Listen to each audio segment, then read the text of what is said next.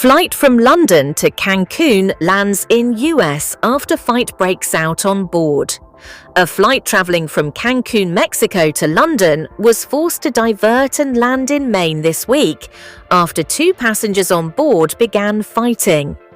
The emergency landing around 21:30 EST, 01:30 GMT on Tuesday, resulted in all 267 passengers on board being forced to spend the night in Bangor, Maine.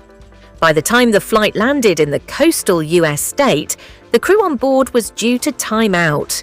The airline then brought in a relief crew for the flight, which eventually took off 1500 EST on Wednesday. The two passengers involved in the fight did not face criminal charges. However, they were both returned to their home countries on separate outbound flights.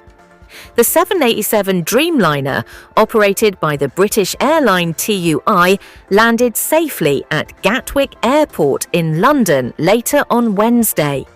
This incident involved a foreign-to-foreign flight that diverted due to an in-flight altercation between two passengers, a US Customs and Border Protection, CBP spokesperson said.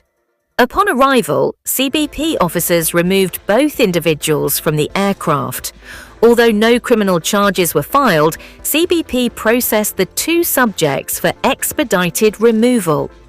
Audio recordings of the pilot speaking with air traffic control ahead of the emergency landing show it was a matter of minutes between when the pilot asked to land in Maine and officials on the ground directed them to a runway. "Cockpit is secure and there's two passengers fighting and the crew has pretty much gotten them under control," the pilot said. After some back and forth, the air traffic controller on the ground in Maine tells the pilot security will be waiting on the ground when the plane lands.